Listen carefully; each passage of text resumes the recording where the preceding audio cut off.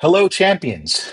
Welcome back to the podcast of champions, your home for deep dives into Marvel, Star Wars, and the whole of the pop culture universe. I'm going to be your moderator today, Lord Deathman, and today we are tackling the first three episodes of Andor Season 2, one of the most compelling and politically charged entries in the Star Wars saga.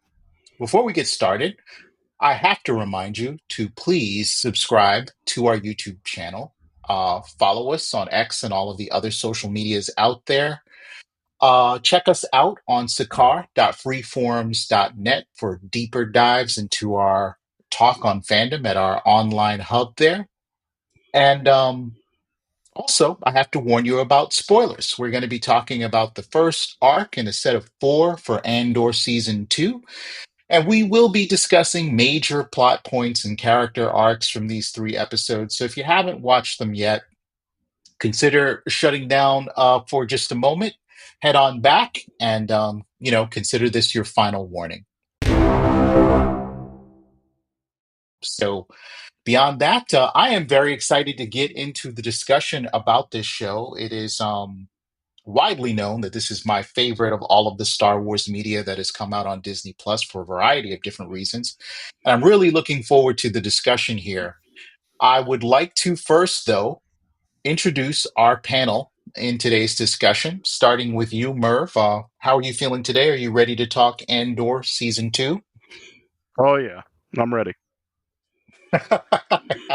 I hear it in your voice. Taylor, the fan without fear. How are things going for you in the pop culture universe? Are you ready and prepared to talk about Andor? Yes, I am. Outstanding.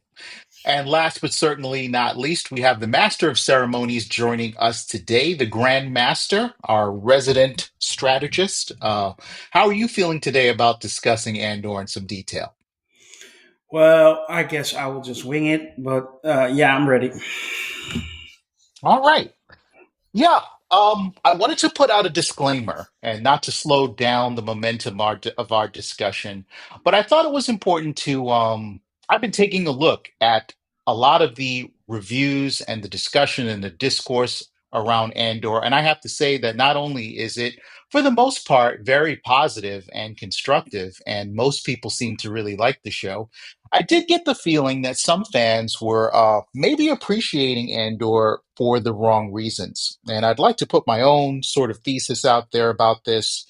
Some fans, I think this show is really good because it is very serious and very dark and very gritty, and it takes Star Wars, to the serious level that it needs to be taken. But I would like to submit that this show is really good because it just happens to be honest, I think, in a way that Star Wars shows, my bad, don't get to be. Because by now we all have lots of expectations about the way these characters should be behaving, whether they're good guys or bad guys. And we might be at a point as fans, as adult fans, where that's kind of counterintuitive to our understanding of real life when we look at this media. But without further ado, I am certainly going to turn to the panel to get their opinion and their take on that, along with a whole lot of other issues surrounding this incredible show. I'm going to take very quick impressions about this three-episode arc, starting with you, Grandmaster. What were your overall feelings about this? The first three episodes of season two were fantastic. Like season one was fantastic. They continue on the same level of quality. So higher praise I can't give. And I came away after watching those three first episodes with a strong desire to get a Disney Plus special of Deirdre and Cyril dinner parties. Indeed, indeed. I am looking forward to having a fancy cake at some point as well.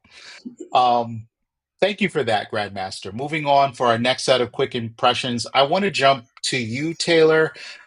Andor portrays something that is messy. It shows us the nature of grassroots rebellion.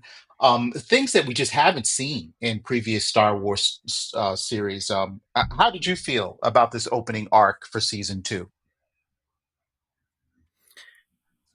Well, I don't care how messy it is. In fact, that fondue dish that they were serving at the dinner party looked pretty messy, but it also looked delicious. So I really want to try that next time I'm on whatever planet that was. um, the show is just spectacular, and just to follow up on what you said, it's not good because it's serious and dark and gritty. We just had a Skeleton Crew, which I loved. I thought was fantastic, and it was a totally different tone than this show. They're both good because they're good, and when we get in the deep dive, we'll get into all the different reasons and all the different aspects that make them good. But these first three episodes are just spectacular. Yes, they are. And I couldn't have said it better myself. Thank you for that commentary. Last but certainly not least, Merv, I want to get your quick thoughts on it. We've got sort of we've got a tone going between Grandmaster and Taylor in terms of their feelings. I don't know if you're going to break the streak here, but how are you feeling about the young fascists in love in Andor season two? I love it. I'm hard pressed to find a weak point in this series, this show. That it's just so well crafted, front to back. Every storyline's interesting to a varying degree. The pace is excellent, and it just looks so good and sounds amazing. So it's up there with some of the best shows ever made. It is. It is. I feel pretty strongly that it is probably one of the best shows I've seen in this past decade. And there's been a lot of great television out there. We're still kind of continuing that Renaissance trend, but this show really does stand apart. But I feel that it fits in perfectly and very well into the overall Star Wars, the variety that we get in that series. So now I want to go around the table once again and sort of get into the meat of the discussion, go into the deep dive. Uh, since we're here with you, Merv, I think I'll start with your deep dive here. There is just so much to unpack about this show. So I want you to talk about what really stood out to you, what impacted you as far as this three-story arc. And I wonder if you had any thoughts in terms of just the way the show kind of portrays the banality of evil, the way the empire sort of plans its genocides, just like you're selecting something from the buffet. Um, does any of this strike you as being as feeling like this could be the way authoritarianism or totalitarianism actually works in real life? Oh, absolutely. I mean, you heard pretty much the conversations about Gorman. I think the planet that they're planning on taking all the resources from, or whatever. Yeah, They're already discussing how to dehumanize the population to everyone else to justify their interference and decimation of whoever lives there, whoever might get in their way. Just that propaganda level of justification. Like we need to do this, but how do we make everyone sleep at night? More or less. right, And, right. and I love seeing the various. You can even see it in like the Death Star Council meeting or whatever with Krennic, where some people were like, "Yeah, but we can't just kill them," and other people were just like, "Well, maybe we can." You know what I mean? There's so many shades of gray on all sides of this, and I love that this show highlights it. Um, Yeah. as far as deep dive, we're basically got to varying degrees 4 storylines again. I don't remember how many we had in the first season, but I'll just start with Cassian's, which I think was easily the most fun of the 4, What an because opening. What an opening, yes, right? Like uh, it's just one of the most memorable openings in all of Star Wars to yeah, me. there's something about it that is just like a bull in a china shop. Whenever he's trying to steal that TIE Avenger, I think it was called, which looked Yeah. amazing, and I love the first thing. I love that he's like fully you can see the transition from where he left or where he was in season one versus how much more comfortable he is in this like spy espionage role in this opening sequence, just talking to the other person who he basically coerced into helping or whatever. Um, just his conversation with her was amazing because you could see like he is now the feeding the propaganda machine of the rebellion. You know what I mean? Trying to convince people that you're doing the good thing, even though it might be hard. And you might have had some good times here, but keep on the good fight. Right. But then the Tie Fighter scene was amazing, and then everything involving the what was their name? That brigade, the Maya Pei Brigade, these rebels on that jungle planet that are just Yeah. I mean, I love seeing that. So these people are against the empire, and they are so much more inept than people that we're used to, like Luthen and Mon Mothma, at at doing anything, that they can't Right. even get along amongst themselves, and they basically cause a civil war over nothing, between the I'm two of them. gonna stop you just for 1 second, Merv. Do you know the name of that planet that they're on? It, I believe it's Yavin 4. it is Yavin, Yeah. right? This in 4 years, this is where an organized rebellion will launch its assault that finally decimates the empire. But 4 years prior, it looked like a bunch of street gangs, If they fighting don't over kill each other, turf. yeah, if they don't kill each other first, Right. they maybe someday they can fight the Empire, you know. But I just love the shades of gray here, where Cassian can't even convince them, like, we're on the same side here. Like, why are you guys killing each other over what? Nothing, just a disagreement and mild squabbles. Yeah. But I love seeing like the different layers of anti-empire-ness out there, that some of them are just bumbling idiots and other ones are actually trying to do something worthwhile. um and that all those sequences were like fun little action. There was some comedy there, so those were fun. And then you get Bix and Brasso and the survivors from the funeral from last season, essentially on that farm planet, which is now under essentially empire authoritarian rule. And that was a very nice planet to live on, it looked like, but very uncomfortable under the empire's boot, especially for Bix.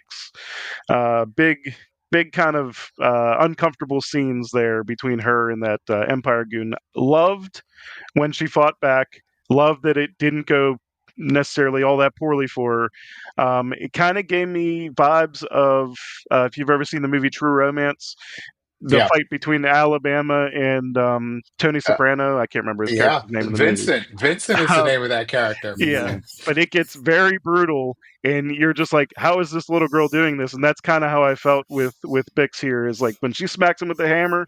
Oh, I was like, yes, and then I was like, keep hitting him. Don't let him pull his gun. I didn't know where that was going to go. So that was okay, but it was mildly uncomfortable. Yeah. And then obviously the dinner scene. And I'm just going through all the highlights. I watched them back to back to back pretty much, so it's hard to like separate the episodes in my head. But the Cyril and Deidre dinner scene with Cyril's mom, that was more or less most of what we got from Cyril, especially in these three episodes. But that dinner scene was amazing. I don't want to like Deidre, but I love Deidre because of that scene. I Yeah. thought she came Yeah. across great, and it's funny that like that showing that backbone is pretty much what won his mother over, to be like, okay, yeah, I'll do what you say. So I like that she's coming into her own as far as like a strong imperial officer on all fronts, essentially. Indeed. Um, yeah, just really amazing I episodes. know, and I know Oh, that there's so much, and I know that there's there's so a lot much. of stuff Yeah, that was amazing. And if you yeah, need us to come back to you to follow up on any of this, I certainly will. yeah, But yes, knowing that Deidre is like bona fide Hitler Youth and yeah, spent her time in an imperial kinderblock being raised in the propaganda, she's almost imperial. She's almost royalty herself in the empire.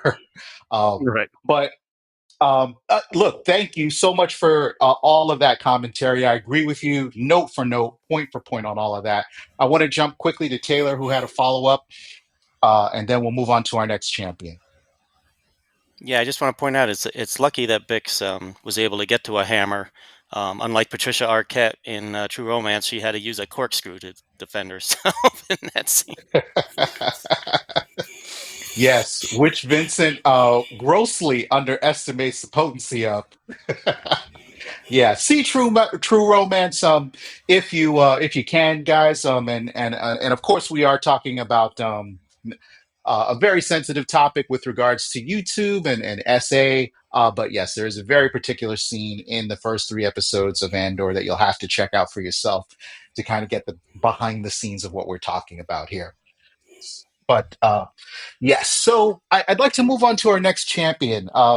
Grandmaster, I'd like to get your deep dive assessment of these first three episodes. And for you, I would like to see if there was anything in particular about what went on at Yavin that really stood out to you in terms of there is a moment where I just literally laughed out loud. I was having a meal and most of that ended up in my lap when Mhm. the rebels are teaching themselves how to use the firing system on the Avenger.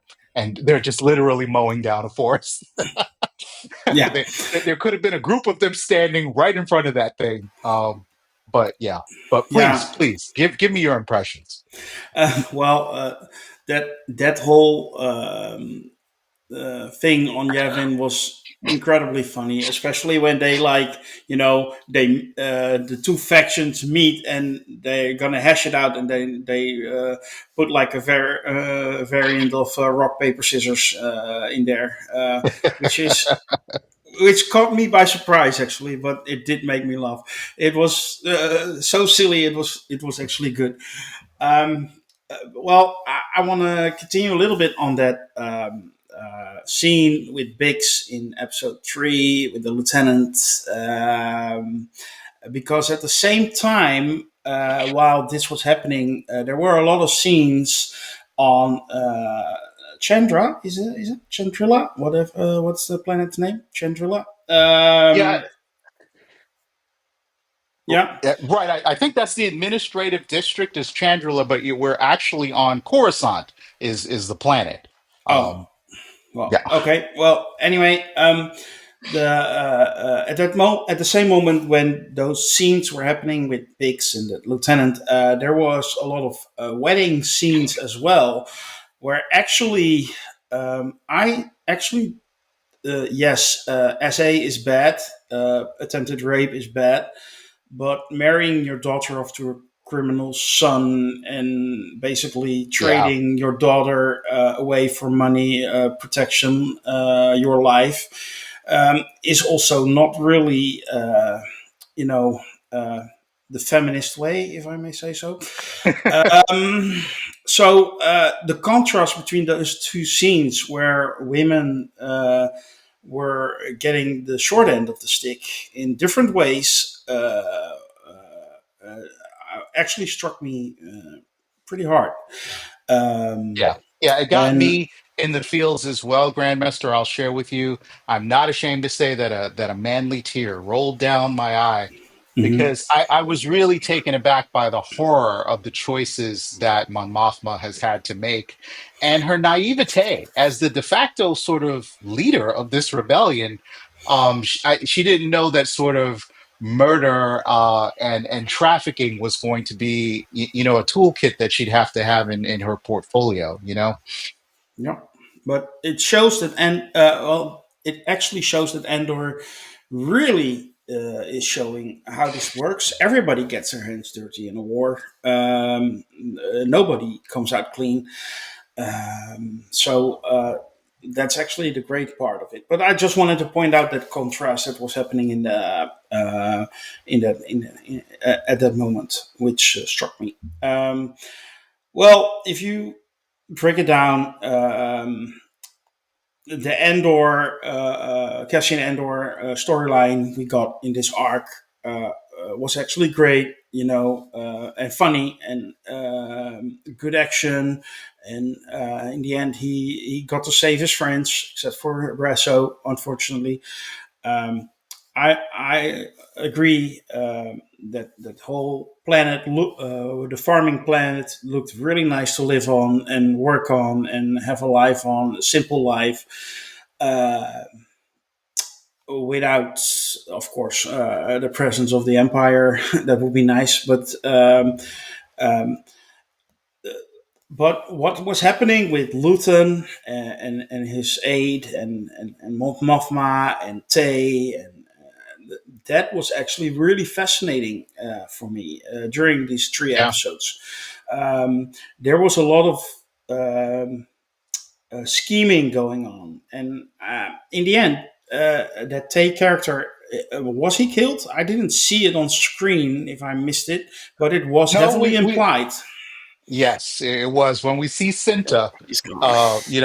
replace his usual driver. I think we can assume that nothing good is going to happen to Tay once he gets into that And car. yeah, and what was he thinking? Trying to blackmail the leaders of the rebellion. They don't think twice about.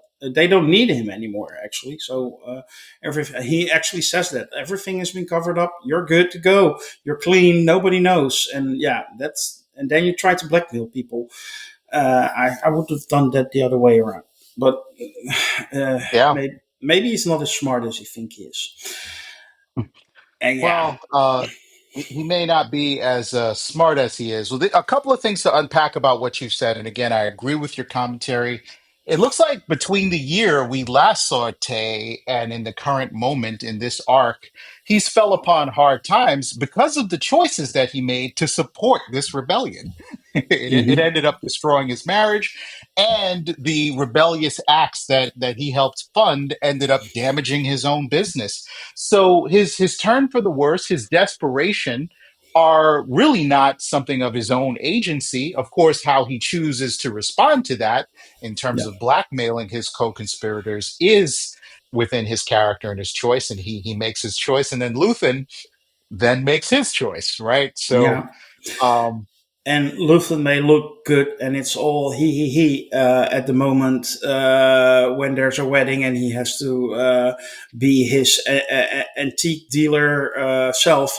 But underneath that flamboyant appearance, there's a very harsh man, as we know, and it shows. yeah, And yeah, overall, I really love the arc in the first three episodes. A year, four before the Battle of Yavin is, I think it is, yep, and it yeah, the level of writing and acting, it's amazing, and it really is engaging. I've mentioned this many times before. When you watch streaming shows, it's easy to drift off on your phone and check Sakar, which what is happening over there, and stuff like that. Yeah, yeah, yeah, stuff is happening there. People join us. But anyway, but during Andor, and like we had with Penguin and Daredevil, Born Again, and actually Skeleton Crew as well, you don't have that because it's actually good writing, good acting. It's engaging. It's great to watch. It sucks you in, and I yeah, really yeah. cannot wait for this later this week when we can watch episode 4, 5, 6.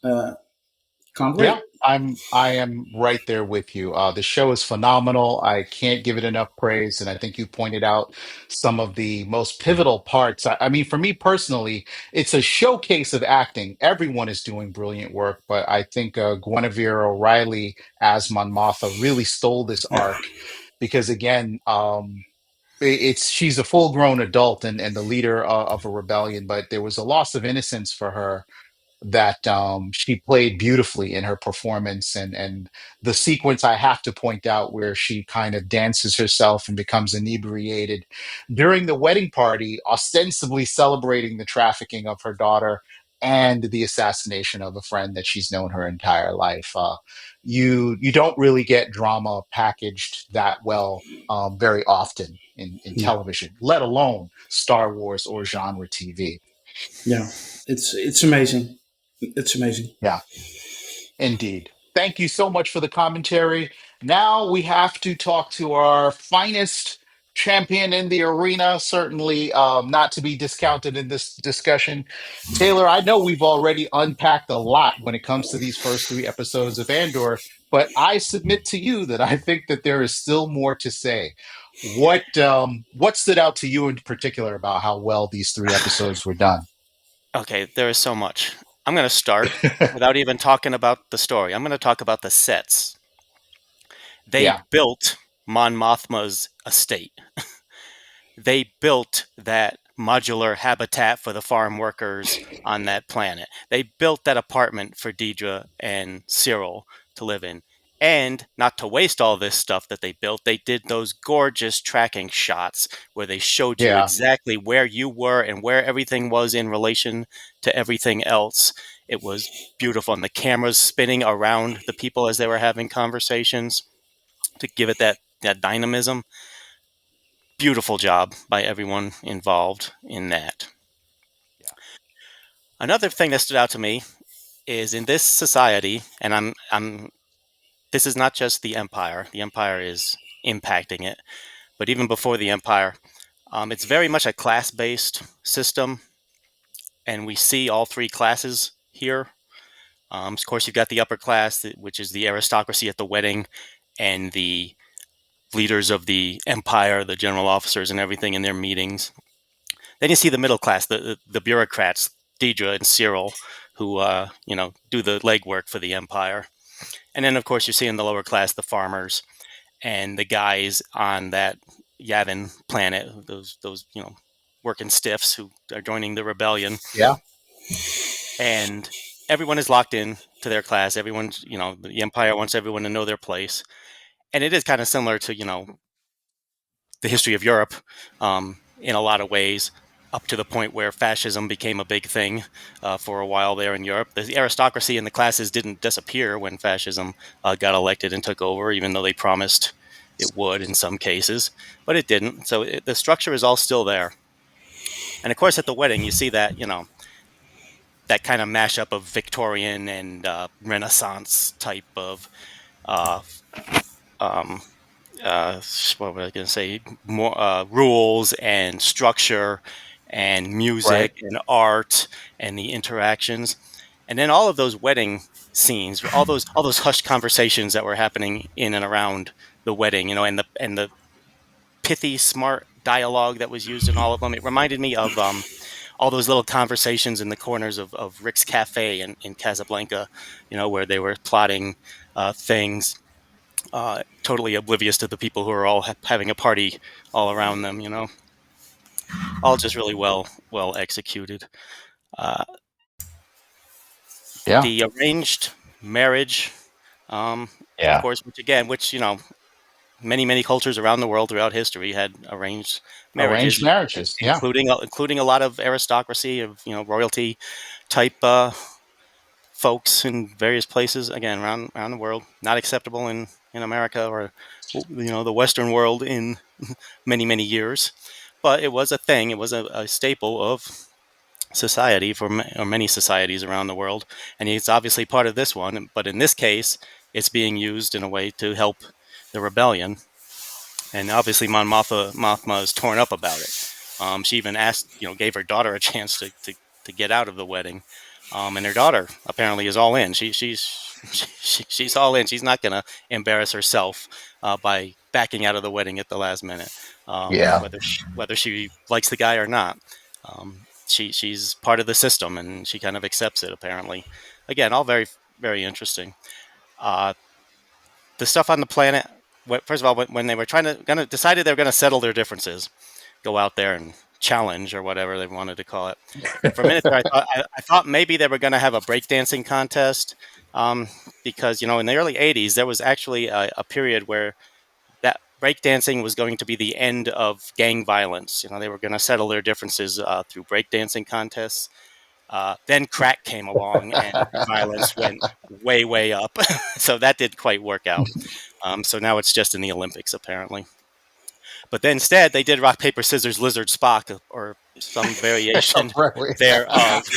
and they were really into it until they realized that their prisoner was escaping. Yep. And lastly, took their prized lastly, possession, the Andor. thing that they were fighting over. Yeah, exactly. And the last thing I want to get to is Andor, the actual title character of this play.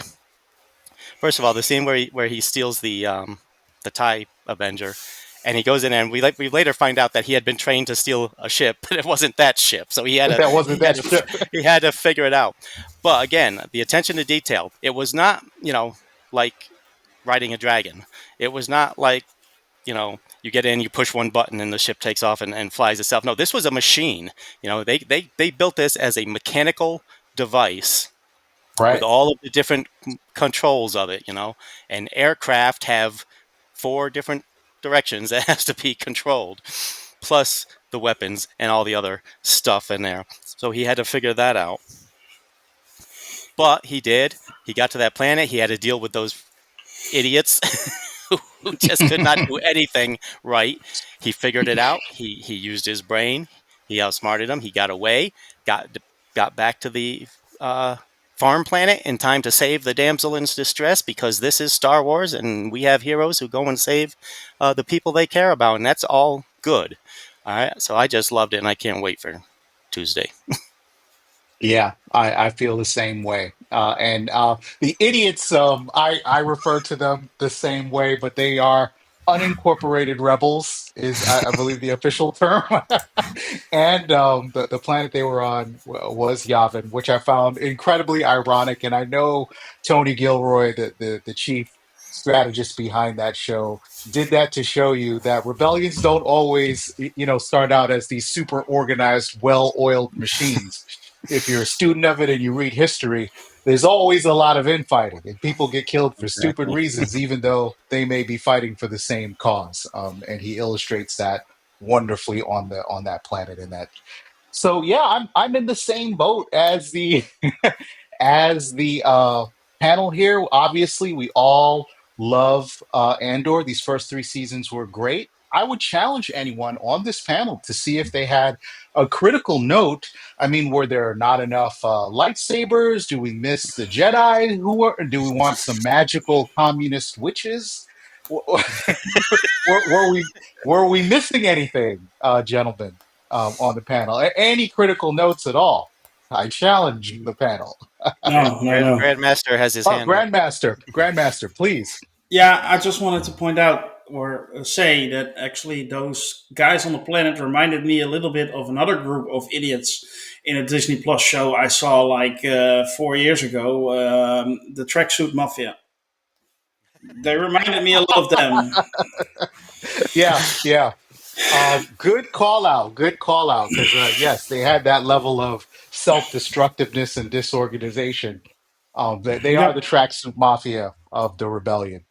Yeah. So yeah, it's we try to be critically fair and honest on this panel. When we see material that doesn't stand up, we talk about it openly, honestly. But here, it is just really difficult to find something that was particularly wrong. Although I will point out some negative feedback I saw uh, in terms of yeah, and people feel like other people should be incorporated into this storyline based on the historical period that it's taking place in the Star Wars universe. And I if you're a loyalist and you really love those characters and you know that they were around right around this time, I could totally see why you might feel they got disenfranchised in the story. But there are a lot of different character arcs going on in Andor. I think they're trying to open it up to new characters, and that's the reason why they may not want to have bring those, I think, those legacy characters into the story. So hopefully the fans can do rewatches and appreciate this for what it is. But we Yeah, only but have one more. this show doesn't I'm need sorry. legacy characters or cameos or like, oh, I know that character Yeah, from that and that and that. No, this show stands on its own and is good enough on its own. It's fantastic. I yeah, don't ruin it by opening up the toy box. yeah. I would have to agree with you there, but I just wanted to say that I understand the criticism that folks out there have. Mm. respect it, even if I wholeheartedly disagree. This isn't the place to bring your Jedi's and your lightsaber battles and things like that. This is a different kind of story in the Star Wars universe. Yeah, I also saw some people saying that SA shouldn't be in Star Wars. It doesn't belong there. Did they pay attention to the original trilogy? That was full of SA. Only they didn't say it out loud. In this Yeah, case, Biggs did say it out loud, and then it becomes uncomfortable. Well, let it be uncomfortable. I don't care. yeah. It made for good drama. It was not exploitative. It was not done for simple shock value. Like I feel like a lot of HBO fare kind of dips into that territory. Not exploitative, tastefully done in its orchestration, but it was designed not to show you something salacious or titillating. It was really put there to show you the levels of entitlement that the controlling party in a fascist system can rise to and can feel that they have the right to certain things, even the agency of human beings and their bodies. So yeah, all very purposeful, all very well linked into the drama. So uh, as I was starting to say, we have one last task to perform on the show today, and that is to give these three episodes in this first arc of Andor season 2 a rating.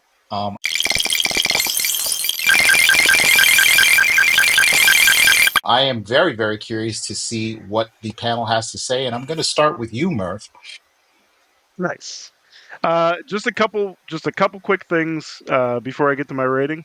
Absolutely, there was take your a time. there was no there was a long take the first time we saw Mon Mothma in the episode 1 that I thought was fantastic, where Hmm. she's Yeah, walking around the entire set, meeting with people before her wedding or her daughter's wedding. I thought it was great. um, I thought it was funny that they had to zoom in on a stormtrooper that was actually taking his time to aim and fire to convince us that he was going to yeah, hit his shot. I thought that was great. yeah. um, Yep. and I don't know if anybody else noticed this. It was a small thing that really like it cut right through me and made me laugh out loud in a sequence that shouldn't have been that funny.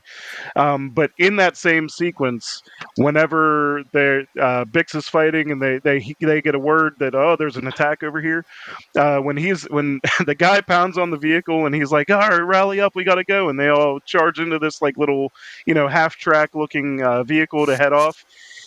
In the background, it goes at about 1 mile an hour past everyone. Like they all ran Yeah, to this truck, and then if you watch it again, it's crawling. And whenever yeah. Cassian finally blows it up, it is like 20 feet away. Like it doesn't go anywhere. It's like they got it real pumped up, and then they went nowhere with it. And I thought, I don't know if that was intentional, but if you watch it again, pay attention to that. I thought it was hilarious. Yeah, Um, I noticed beat, that too. If you've ever yeah, been called to stack up for any reason, speed is the objective in it. yeah, it's like they could have made it there on foot way faster than they could on that vehicle. B2 emo playing like hide and seek with kids or whatever. I thought was adorable. I just wanted to Mhm. call him out because he's great. And if we just another call out to our squids over at Sakar. One of the jungle rebels says it's a trap in this, so I thought Yeah, that was nice. yeah. It's called back to Akbar as well. Um, Indeed. yeah.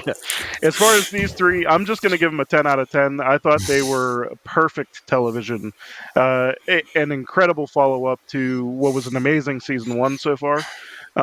These first 3 episodes, I love that we're getting them in these chunks now, that we don't have to, draw it out so much. It feels like a complete little mini arc again, which is what they did in the first season. So this show is great. 10 out of 10. Fantastic. Great to hear that grade. Moving on to Grandmaster. Got a question for you before you turn in your grade, though. We were just talking about legacy characters and how we might not need to see some of them come back, but I am going to challenge you by naming two of the characters that get mentioned often in the fan discourse, and those two characters, of course, are the Ursos, Jin and Galen, her father. Do you feel like over these next 3 years that are going to unfold that we need to see the architect of the Death Star and his daughter? We might. Uh, I don't. If they need them for the story, fine. If they don't need them, also fine. I don't need to see them, but it would make sense in some level. But it all depends on where they're going with the story itself. In the end, it's about Andor, and Andor does not get involved with the Death Star until Rogue One. So yeah, Right. we'll see. Right. Maybe in the Krennic storyline, we'll see him, but and his daughter, but we will have to wait and see. Yeah, it would be wrong, I think, to have them as glorified cameos. Mm-hmm. They would have to be put into the story in a way that makes sense and is at the level that these other players are at.